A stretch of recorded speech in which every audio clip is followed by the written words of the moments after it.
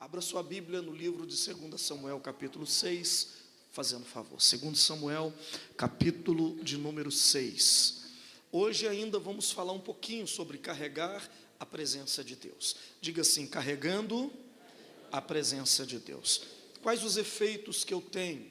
Diga para quem está ao seu lado. Quem carrega a presença de Deus é diferente. Amém? Sem a presença você respira. Diga para quem está ao seu lado. Sem a presença você respira. Com a presença você inspira. Diga para ele, diga para ele. Pode pôr no Instagram e coloque Edmar Dias, tá? Essa pode. Diga para o seu irmão assim, ó: sem a presença você respira, com a presença você inspira. Quem carrega a presença vai inspirar outras pessoas. As pessoas vão olhar para você e vai dizer: é assim que eu quero ser, é desse jeitinho que eu quero andar, é assim que eu quero falar, é assim que eu quero ministrar. Então diga de novo para ele, para não esquecer a frase. Diga: sem a presença você só respira, com a presença você inspira. Diga para ele: sem a presença você passeia, você caminha, com a presença você conquista. É diferente. Quem está aí dá um glória a Deus, é bem diferente. É um pouquinho sobre isso que nós vamos falar. 2 Samuel capítulo 6 diz assim: tornou Davi a juntar todos os escolhidos de Israel. Era gente o quê, pessoal? Escolhida, não era qualquer um. 30.000 pessoas Davi escolheu. Para quê, pastor? Verso 2 vai dizer: para buscar, para ir consigo, para buscar em Baalá de Judá, para levarem de lá para cima a arca de Deus, sobre a qual se invoca o nome do Senhor dos exércitos, que se assenta acima dos querubins. Puseram a arca de Deus num carro novo e a levaram da casa de Abinadab, que estava no outeiro, e Uzá e Aiô, filhos de Abinadab, guiavam o carro novo.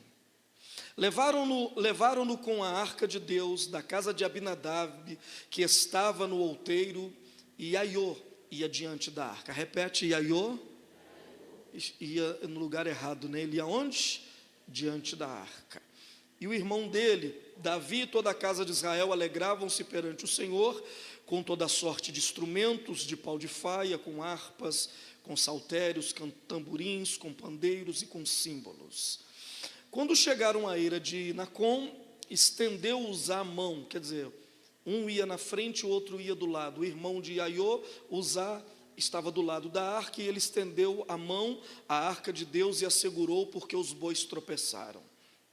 Então a ira do Senhor se acendeu contra Uzá, e Deus o feriu ali por esta irreverência, e morreu ali junto à arca de Deus.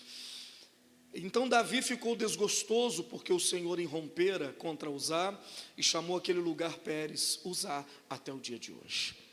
Temeu Davi ao Senhor naquele dia e disse: como virá a mim a arca do Senhor?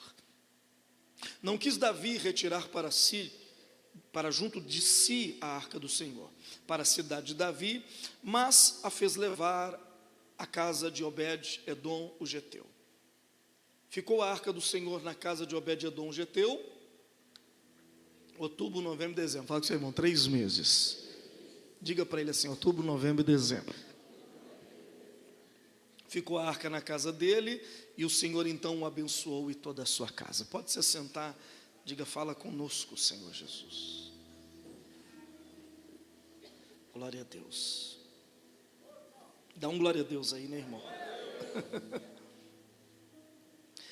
Então, sem a presença você só respira, com a presença você inspira. Amém? A fé, o medo vai dizer: vamos voltar. A fé vai dizer: vamos conquistar. Olha para quem está ao seu lado, diga: o medo vai dizer: vamos voltar. Vamos ficar no lugar seguro, Não vamos sair da nossa posição. Mas a fé vai dizer: vamos para o lugar da conquista. Repete isso: o medo sempre vai dizer: vamos voltar para um lugar seguro. Você já ouviu essa vozinha dentro de você, dizendo assim: vai não, só, fica quieto aí, vai para lugar nenhum não, não é assim? Quer dizer, não dá isso não, só, você é bobo, não faz isso, fique no lugar seguro. É o medo dizendo, mas a fé sempre vai dizer: vamos juntos, vamos para o lugar da nossa conquista. Então olha para quem está ao seu lado e pergunte para ele: a quem você irá ouvir, a fé ou o medo? O medo quer que você fique no seu lugar seguro, né? Na sua zona de conforto. A fé vai dizer: vamos, pode ser arriscado, mas vai dar certo. Olha para quem está ao seu lado: pode até ser um risco, mas vai dar muito certo esse negócio. Você acredita? Dá um glória a Deus. Quando eu era pequeno, a pobreza parecia ser pior. Você lembra de quando você era mais jovem? Parece que os pobres eram pobres de verdade. Sim ou não? Vou dizer, você responde, vamos conversar. Quando eu era jovem, parece que os pobres eram pobres de verdade. Hoje o pobre tem iPhone. Estou mentindo? Eu estou ou não? O telefone dele é de última geração, já que é câmerazão, 3 câmeras assim, olhando para a cara da gente, fala: mas a coisa está difícil. Antigamente, ser pobre parece que era bem mais difícil. Eu lembro na escola que eu tinha que tomar um tal de Quick. Você lembra um negócio desse? As cantineiras faziam, era tambor daquilo, irmão. E era a única coisa que a gente enchia a barriga e ficava o dia inteiro com aquilo na barriga. E ele parece que é Mirabel batido no liquidificador, não é? Você também não lembra o que é Mirabel? Pergunta para você: lembra o que é Mirabel? Existe Mirabel ainda? Como é que ele chama hoje? O nome dele é Wafer. Eu lembro de Mirabel, aquele negócio. E parecia que naquela época os pobres eram mais pobres mesmo, de verdade, não é? Hoje parece que a pobreza não é tão rigorosa com as pessoas como eram antigamente. Comer carne frango só era domingo, não tinha jeito, frango é só no domingo, e mesmo assim nos primeiros 2 fins de semana, porque o terceiro e o quarto pagamento já tinha acabado, então a gente se virava com carne moída. E a carne moída, hoje eu acho que nem tem, né? A carne moída era carne moída de terceira. Vocês lembram da carne moída de terceira? Ou é só na minha época? Só Deus sabe o que era moído ali, gente. O que o açougueiro moía e falava? É carne moída de terceira. Na verdade, a gente tinha que separar, né? Quando misturava aquele negócio no arroz, a carne moída era tanta que você tinha que separar os grãos de arroz e achar aonde estava a carne moída no meio do arroz. Os jovens de hoje não sabem o que é isso. Não sabem. Eles estão na pobreza, mas vão comer um lanche daqui a pouco, né? Hambúrguer, eu me lembro que eu fui comer um hambúrguer, eu já tinha 16 anos inteiro, porque a gente comprava um e partia para uns 5. Não, lá em casa era 7, então tinha que partir para muita gente. E a gente só comia um pedacinho. Presunto, então, até hoje, quando eu como presunto, porque gosto, cheiro e música leva você para o passado. Sim ou não? Gosto, cheiro e música. Quando você sente um cheiro peculiar, você volta. Quando você sente um gosto peculiar, você volta. E quando você ouve uma canção peculiar, você volta.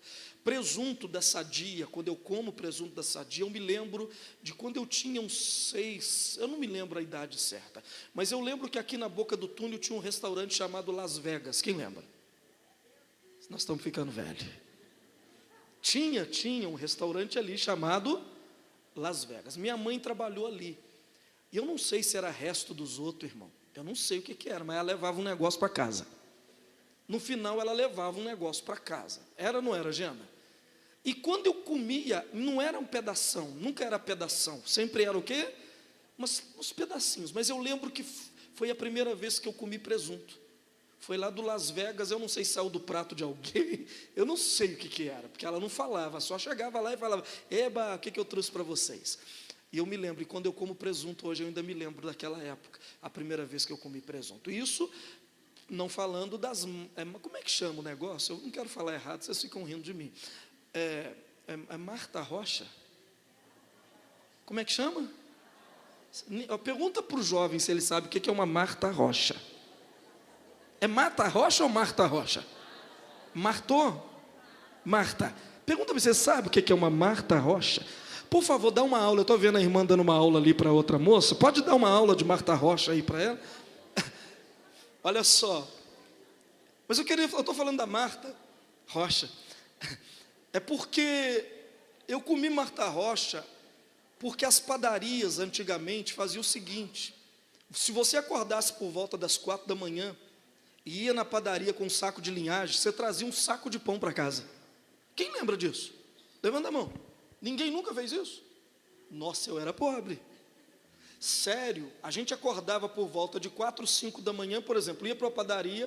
O que o padeiro fazia? Tudo que não vendeu aqueles dias, eles pegavam aquilo tudo, em vez de jogar fora, a gente levava saco para casa. E aí tinha pão doce, Marta Rocha, tinha sonho, tinha um monte de coisa. Era assim que eu comia as coisas. Então, antigamente, a pobreza parecia ser muito pior do que hoje. Mas a Bíblia diz que Deus, Ele consegue, no meio da carência, no meio de uma época de crise, Ele consegue fazer com que você coma o melhor dessa terra. Então eu estou dizendo isso tudo para dizer para você que a presença de Deus pode mudar a sua sorte.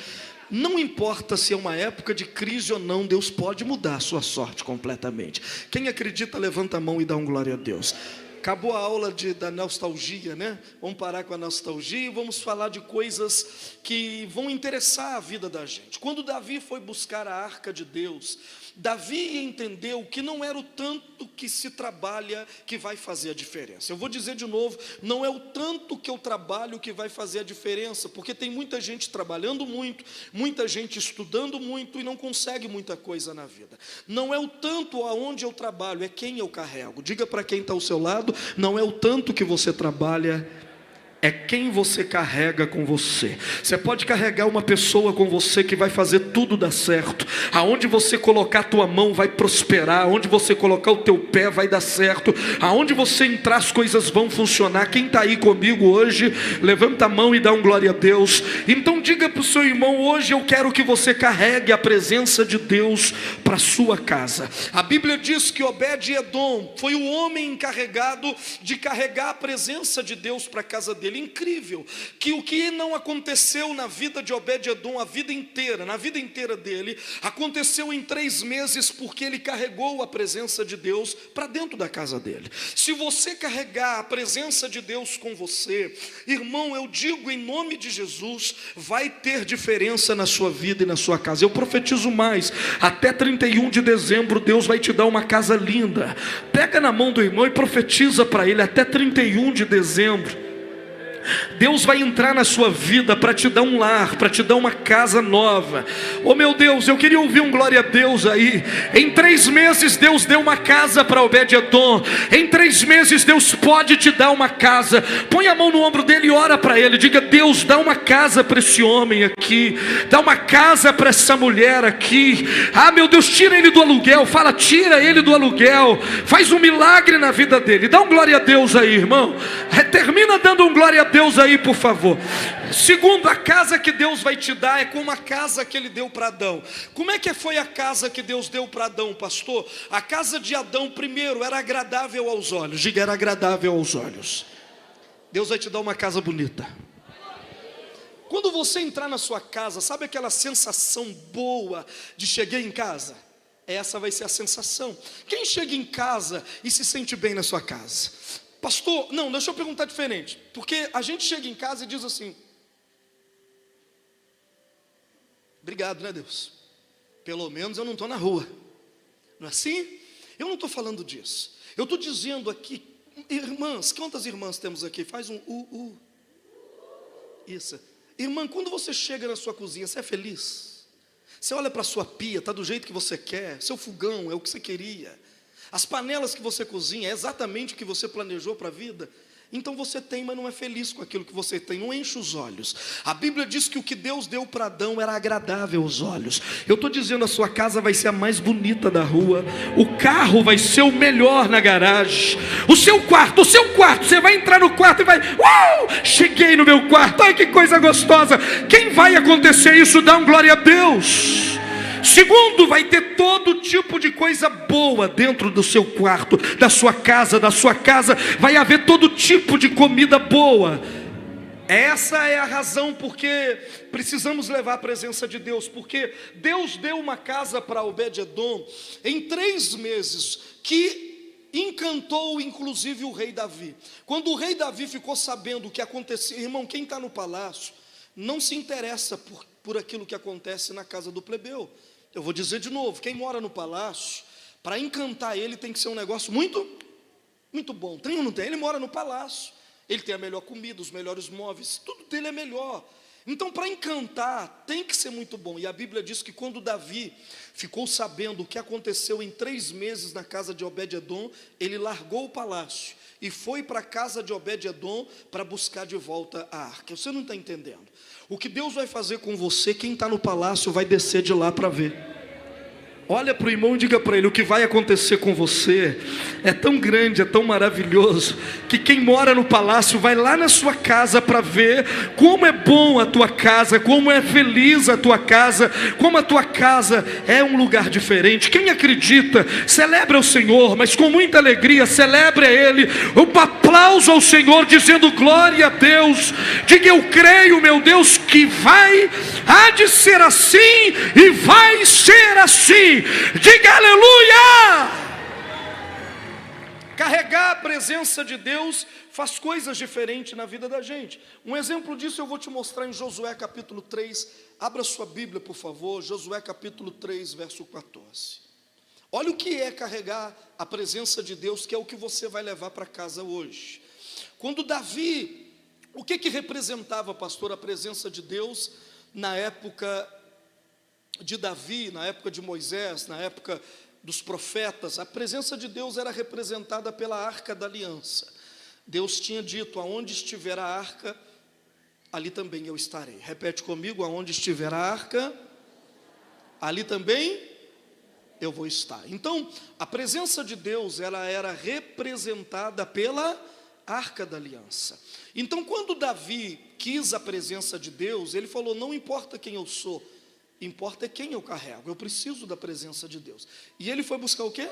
A arca, como símbolo dessa presença. Na época de Josué, a arca também representava a presença de Deus. Olha o que a presença de Deus pode fazer. Tendo partido o povo de suas tendas para passar o Jordão, levando os sacerdotes a arca da aliança diante do povo, e quando os que levavam a arca chegaram até o Jordão, e os seus pés, diga comigo, e os seus pés se molharam na borda das águas, porque o Jordão transbordava sobre todas as suas ribanceiras, todos os dias da cega. Verso 16: pararam-se as águas que vinham de cima, levantaram-se no montão muito longe da cidade de Adã, que fica ao lado de Sartã. Como é que chama a cidade, gente? Não, fala de novo. As águas pararam perto da cidade de Adã e Sartã, e os que desciam, e as que desciam do mar de Arabá, que é o mar salgado, foram de todo cortado. Então passou o povo de fronte de Jericó. Porém os sacerdotes que levavam a arca da aliança do Senhor pararam firmes no meio do Jordão, e todo Israel passou a pé enxuto. Diga: todo Israel passou a pé enxuto, atravessando o Jordão. Mais um texto. Tendo, pois, todo o povo passado o Jordão, falou o Senhor com Josué. Olha para mim, por favor. A Bíblia Sagrada diz que o que faz a diferença, como eu te disse agora há pouco, dependendo de quem você carrega, você só vai respirar. Dependendo do que você carrega, você vai inspirar. Dependendo do que você carrega, você não vai conquistar, você só vai caminhar. Mas dependendo do que você carrega, você não vai caminhar, você vai conquistar. Pergunta para quem está ao seu lado: é só uma caminhada ou é uma conquista? Dependendo do que você carrega, é só uma caminhada. Você só está caminhando pela vida. Você só está passando pela vida, conquistando coisas que pessoas sem Deus também conquistaram. Você só vai conquistar coisas que homens comuns também conquistaram. Você vai passar pela vida só caminhando. Mas dependendo de quem você carrega, querido, a caminhada vai virar uma conquista. Não é caminhando, é conquistando. Levanta a mão e dá um glória a Deus. Então você precisa aprender o que a presença de Deus pode e irá fazer nas nossas vidas. A Bíblia diz, esse texto que eu acabei de ler, é um texto muito importante, porque fala do dia em que Deus tirou um povo do deserto e os levou para a sua promessa, a conquista da terra de Canaã. A Bíblia diz que foi mais ou menos assim, presta atenção. O povo estava caminhando pelo deserto já há 40 anos. 40 anos esperando uma promessa se cumprir.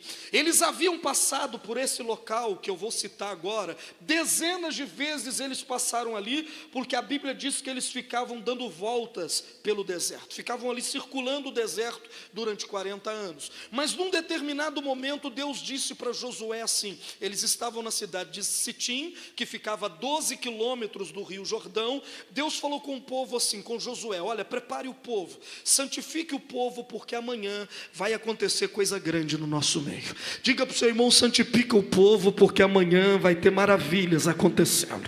Então Deus disse assim, ó, como é que santifica o povo? Fala para o povo tomar banho, fala para eles lavarem as vestes, fala para eles que essa noite ninguém deve ter nenhuma relação sexual, todo mundo deve se manter puro. Aí, irmãos, isso envolve a santidade. Quando você está se santificando para alguma coisa, esses detalhes são importantes. É hora de acessar o protocolo de Deus. É um protocolo que será acesso agora, que vai ser acessado agora. Veja bem, Deus disse assim: Josué, chegou a hora de vocês conquistarem a promessa de vocês. Então diga para o povo, para se santificar, porque amanhã eu vou fazer maravilhas. Diga o povo para tomarem um banho, ungirem a cabeça, para lavarem as roupas que eles estão vestindo e para não terem relação sexual, porque amanhã vai ser um dia inédito na vida de cada pessoa. Quem quer conquistar, levanta a mão e dá um glória a Deus. Então você precisa acessar esse protocolo de Deus. Era a hora, mas pastor, o que tem que fazer? Eu vou te explicar. Olha só o que Deus disse para Josué: pegue a arca da aliança, diga, pegue a arca da aliança e ponha ela nos ombros do sacerdote. E a Bíblia diz que a arca da aliança foi tomada pelo sacerdote. E aí você precisa entender, a arca da aliança não era vista por ninguém. A arca da aliança só ficava dentro do tabernáculo e só Moisés a via. Quando ela saía de lá, ela saía dentro de um caixote. Mas agora, pela primeira vez, Deus disse: é hora de conquistar. Eu vou mostrar para vocês como que se conquista. Os sacerdotes vão pegar a arca da aliança e vão colocar nos ombros, e eles vão na frente. O povo vai atrás. O povo vai cerca de 2.000 côvados atrás. O que é 2.000 côvados, pastor? Cerca de 1 quilômetro de distância, 1.000 metros. Quanta distância, gente? Então quem carrega a presença vai na frente. Você não entendeu? Vou dizer de novo. Quem carrega a presença vai na frente. Quem não carrega a presença, fala com o seu irmão, quem não carrega, olha o dedinho, olha o dedinho. Não carrega não? Fala com ele. Vai para trás. Pergunta para mim, por quê? Porque quem carrega a presença é diferente de quem não carrega. Quem carrega a presença vai pensar como se pensa lá em cima. Quem não carrega a presença pensa como quem pensa aqui embaixo. Então Deus falou assim: olha, fala com o povo o seguinte, eles vão ver a minha presença de longe. Quem carrega a presença vai 1.000 metros na frente. Quem não carrega a presença vai 1.000 metros atrás. Agora eu vou parar para te explicar. Você ficou revoltado porque Uzá tocou na arca e o quê? E o quê? Mas por que ele tocou na arca e morreu? Porque ele estava no lugar? Qual a distância que ele tinha que ter mantido da arca? 1.000 metros. 1 quilômetro, cerca de 2.000 côvados. Um côvado é o comprimento do antebraço, isso aqui, ó, 45 a 50 centímetros, isso aqui. Então você multiplica, vai dar aí 900 e poucos metros, 1 quilômetro. Era a distância que tinha que se manter da arca. Aiô, ninguém ia na frente da presença, mas Aiô estava na frente. Olha como é que estava tudo errado o dia que Davi levou a arca. Aiô estava na frente. Uzá estava onde? Do lado, a ponto de quando a arca balançou, ele conseguiu abraçar a arca. E o que matou Uzá? Pergunta para mim, o que matou Uzá? A presença. Porque quando ele tocou na arca, a arca representava a presença de quem? Você vai ver no texto que Uzá, ele morreu de uma morte estranha, porque as entranhas dele, isso aqui dele saiu para fora. Ele foi rasgado aqui, isso aqui saiu para fora. Então diga assim, ele foi rasgado aqui, no abdômen, e as entranhas dele. Por que ele morreu aqui, Samuel? Porque quando ele tocou na arca, a glória de Deus entrou dentro dele. E foi entrando. E foi entrando. E foi entrando. E o corpo dele não aguentou. Foi Deus quem matou? Não. É porque ele estava recebendo mais do que ele estava preparado para receber. Olha para quem está ao seu lado, diga: prepare-se para você receber, porque Deus não pode te dar algo que vai matar você amanhã. Por que Deus não me respondeu? Por que Deus não me encheu com a glória dele? Porque você vai cair morto, como Uzá caiu. Ele tocou, a glória de Deus entrou por cima e já foi destruindo tudo no ventre dele. Ele não aguentou, saiu por aqui, ó, caiu, morreu. Então o protocolo divino dizia isso. O que o protocolo divino dizia? A arca vai na frente, pastor André, mas quem não carrega a arca vai lá atrás. Então olha para o irmão do lado e diga assim: você vai na frente, porque você está carregando. Quem não carrega vai andar lá atrás.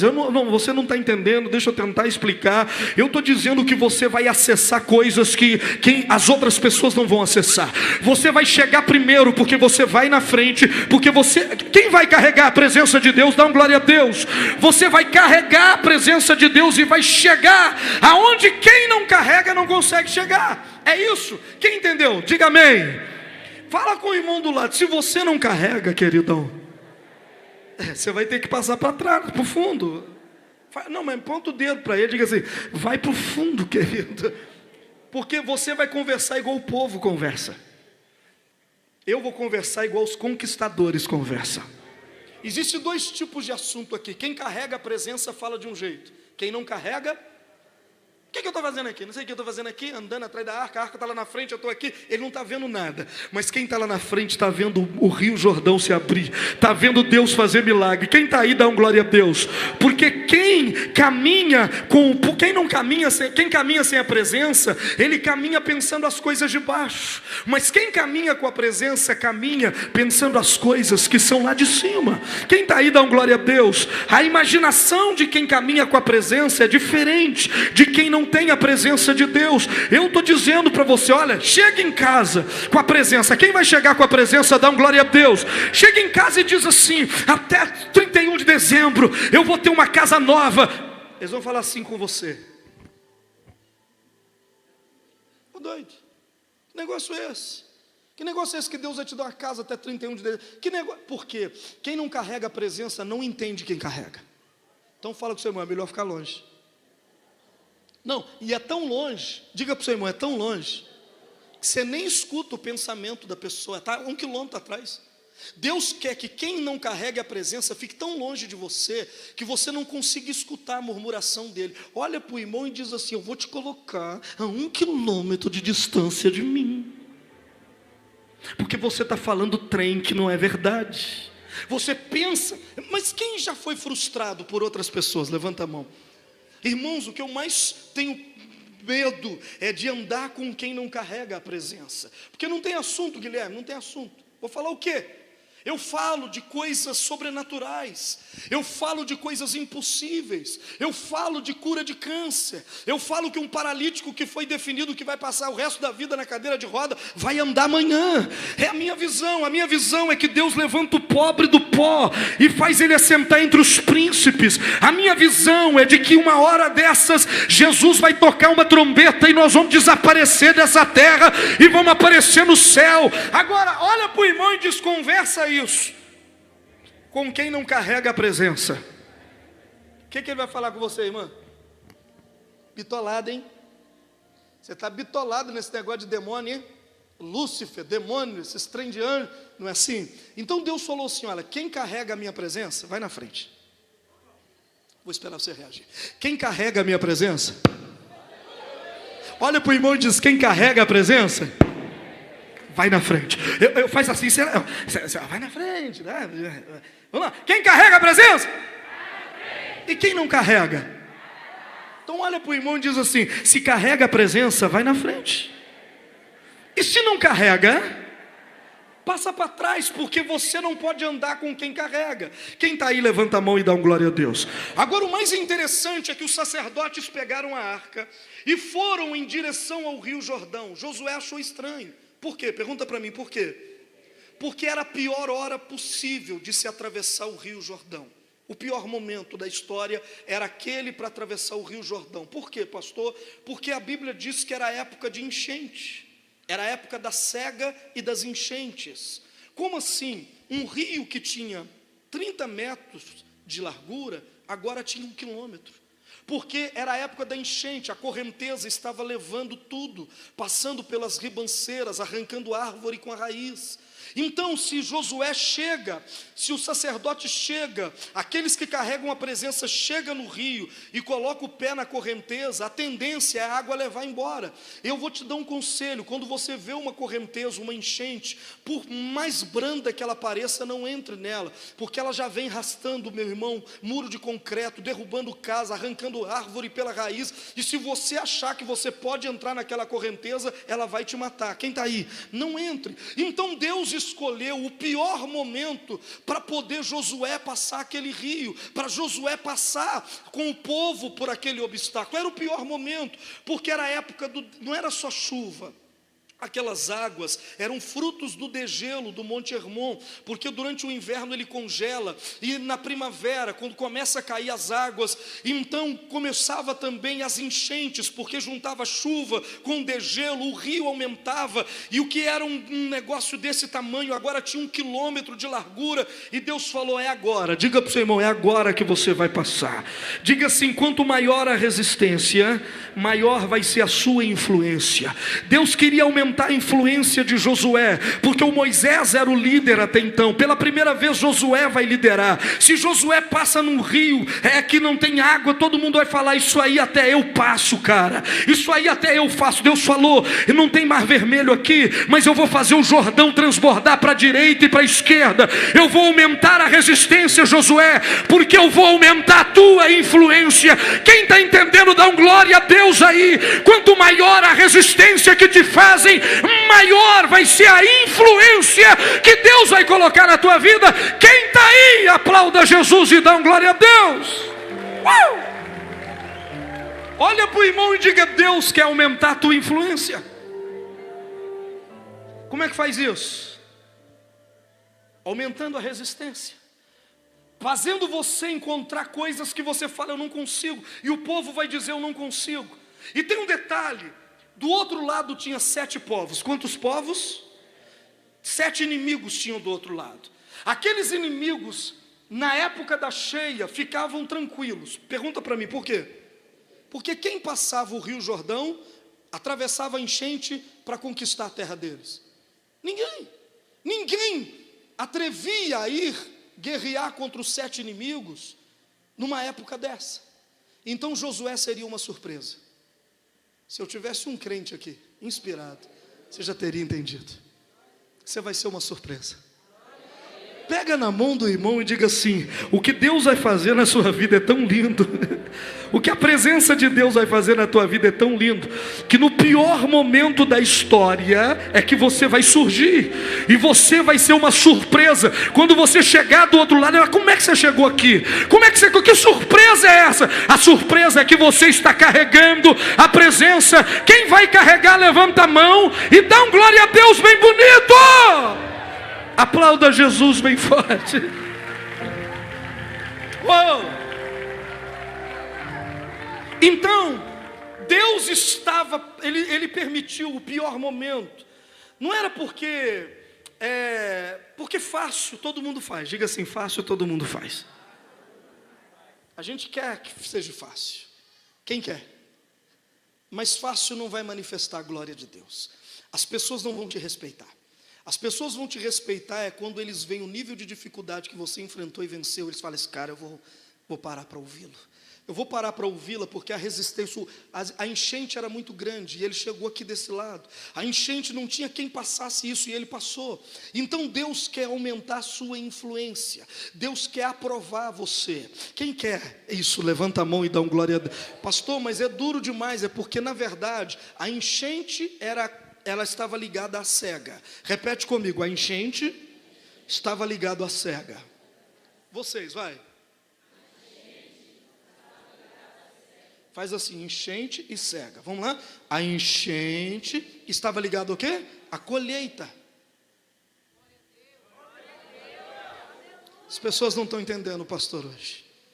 A enchente estava ligada a uma colheita.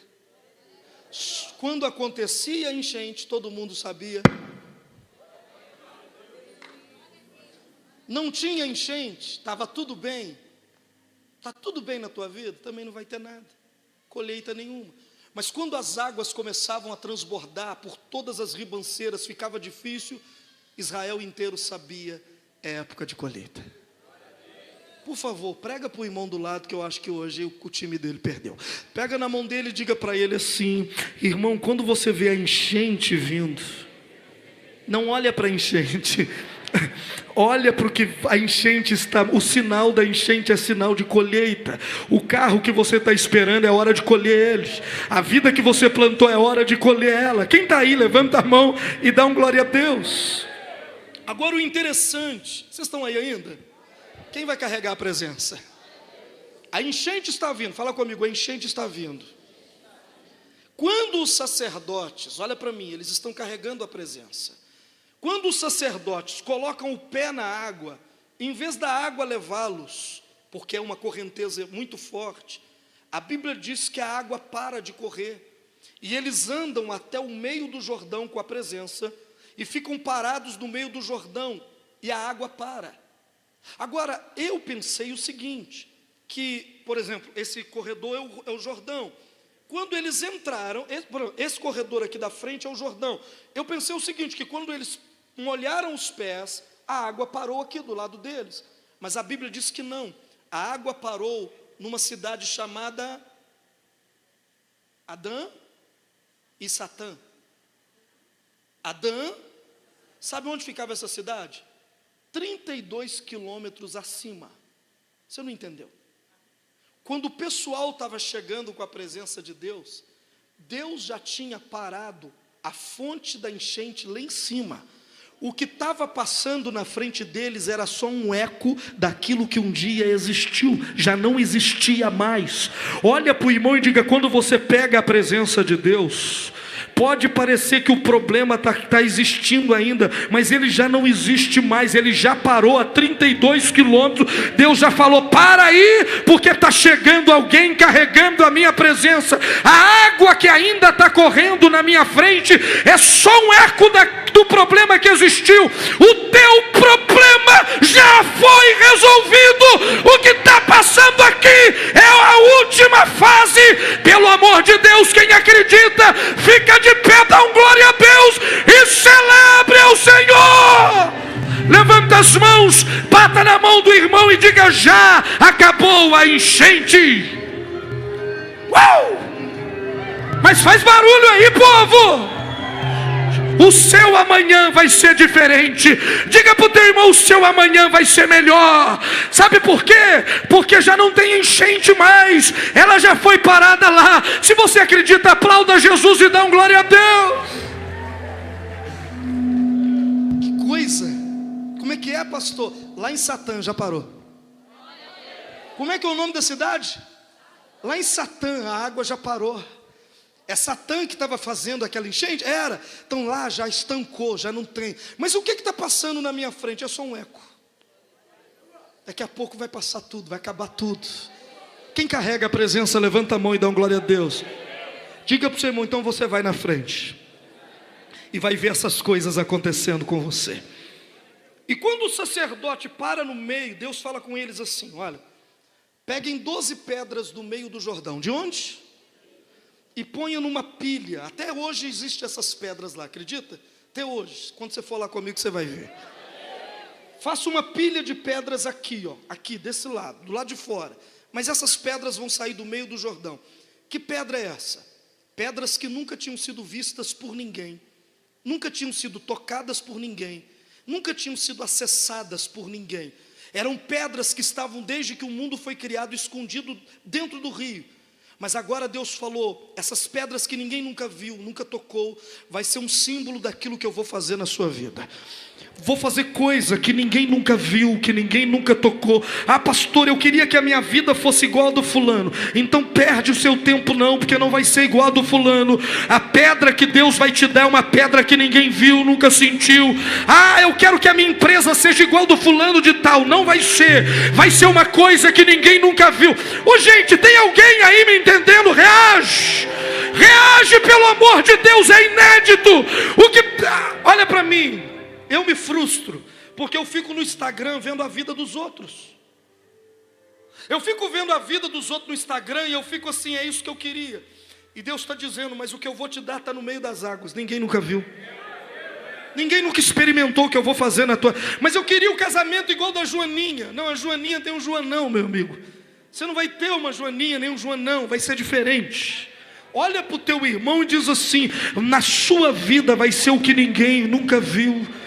E você vai ser uma surpresa do outro lado do rio. Oh meu Deus, você vai ser uma surpresa do outro lado do rio. Quem vai? Levanta a mão e dá glória. Uau! Olha para o irmão e diz, vai ser diferente. Ei, quem vai carregar a presença de Deus, dá um glória a Deus.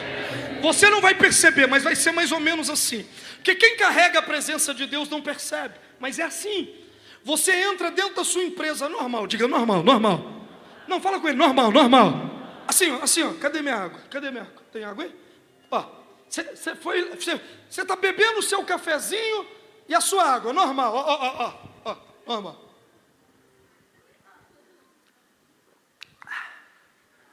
Diga para o seu irmão, normal. Mas você carrega o quê? Mas você carrega o quê? Normal, ó. Mas você não percebe. Tem milhares de anjos à sua volta, com espada desembainhada. Tem demônio saindo pela janela, pela porta. Tem obstáculo caindo. Tem barreira caindo. Ei, quem está aí? E você aqui, ó, você normal. Você nem percebe, ó. Câmera lenta, ó.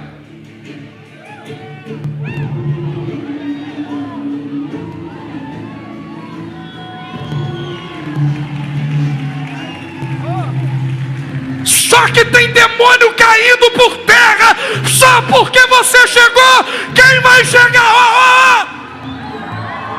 Dá um glória a Deus aí. Olha para o seu irmão, vai ser diferente. Pega na mão dele e diga, vai ser diferente. Quem vai? Sabe por quê? Porque você vai carregar a presença. Vai ou não vai? Só porque você carrega algo que te dá autoridade para conquistar.